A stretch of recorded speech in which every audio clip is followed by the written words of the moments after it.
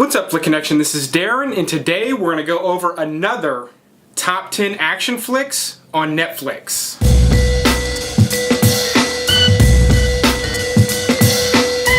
I give out at least 10 good recommendations every single week, usually Netflix, but I also do Amazon and some other services. So if you like constant movie recommendations or you have a hard time finding movies to watch, definitely click the subscribe button and click the little bell icon so that you get notified every week when I put a new video out. If you haven't already seen my previous top 10 action movies on Netflix, you can watch that. The link is in the description below.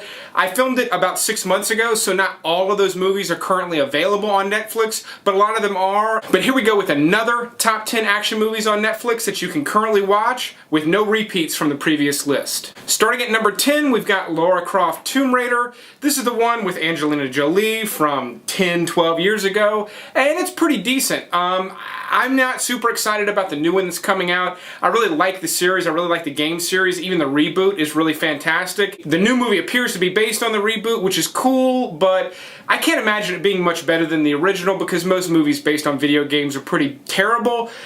That said, this is one of the better ones as far as video game movies go, so I would definitely try it out. If you've kind of got that Indiana Jones scratch that you just can't itch, this one almost does the job, which is why it's at number 10 and not further up on the list. London Has Fallen is actually kind of a cool R-rated action movie. We don't get these just sort of bloody action movies that often anymore. They're kind of getting a resurgence, but this is one that's okay. It's got Gerard Butler. It's the sequel to Olympus Has Fallen, which takes place in the White House. This basically takes place on the streets of London. Cool little action flick, shootouts, close quarter combat. You know, it's got that type of stuff. It actually looks pretty terrible, and it's way better than it looked, in my opinion. Another one that's way better than it looked is No Escape with Owen Wilson and Lake Bell.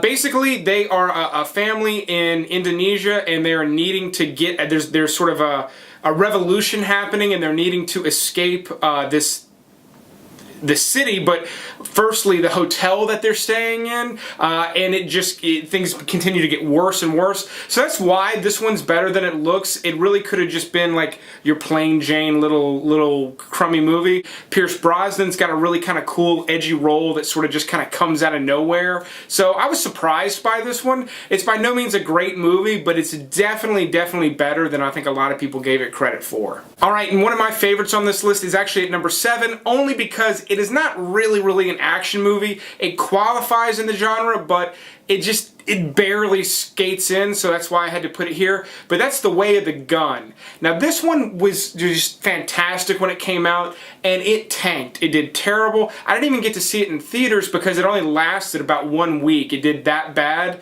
but it's really gained a cult following. Benicio del Toro's in it, and essentially it's about a couple of guys. They kidnap a pregnant woman and hold her baby hostage because she's a surrogate for a rich family. That's the setup, all you really need to know. But this movie has just some crazy shootouts in it, some crazy just little, not so much action sequences as much as like, I guess it would shootouts. It's a series of like really well orchestrated shootouts. It's almost like a modern day Western. So if you somehow miss this one and you're into the way I'm talking about it at all, you need to watch this one first. At number 6, we get back into like full-blown action with 3,000 Miles to Graceland. I recently just recommended this on my video for everything coming to Netflix in February. So this one's brand new to the platform. I recommend it. It's just a balls to the wall action movie. Heavy shootouts, machine gun fire, blood. Takes place in Vegas with Elvis impersonators, which sounds dumb, and it is. But it just plays really well with Kevin Costner and Kurt Russell. It's just kind of got a cool vibe that you don't get from other action movies. It's not better because of it, but it's just good that this movie exists, in my opinion. At number 5, this one's actually weaker than the previous two, in my opinion, but it's just more well-rounded. It's an audience pleaser, and that's Sahara with Matthew McConaughey. Another one that is better than it looks. Like, if you avoided this one just because it looked like a cheese fest, you're not 100% wrong, but there's some really cool sequences in this that you missed out on, particularly a boat chase that's really pretty well designed and well orchestrated, so you're kind of missing out on some cool action sequences if you just felt like you didn't want to watch Matthew McConaughey fight people in the desert, which kind of is what it is. But again, it's better than you would expect it to be. I've actually watched it a couple times, and it's enjoyable from beginning to end, and it's family friendly too, unlike a lot of the movies on this list. You can watch this one with kids probably as young as 10 or 12. It's definitely rated PG-13, but I think it definitely reaches a wide audience. One that's not safe for the kids is Chappie. Now, this one was essentially Neil Blomkamp's only good movie after District 9. He did Elysium, which I thought was terrible. He's recently kind of done some shorts that are really, really incredible. But Chappie was a pretty solid flick. It kind of got overlooked in my opinion. Not a lot of people talked about it, but it's a cool little movie. If you didn't know anything about it going in, I think you'd be really surprised, but it's basically about an artificial intelligence robot that just gets set on the loose. It's essentially a violent, rated R reboot of Short Circuit. At number 3, you're going to hit the jackpot here because I'm actually giving you 4 movies because the entire Lethal Weapon series is available on Netflix right now. It probably won't be available forever, probably a good 6-8 months, and then it's going to be gone. I love these movies. They're all good. The first one's the best, and then they gradually start to slope off, but they still sort of maintain something, with 4 being the weakest. It's still a pretty solid action movie, so this is really maybe should even be number 1, but I just couldn't put it that high up on the list because Guardians of the Galaxy Volume 2 is my number 2 pick. Love this movie. I think it's just as good as the first.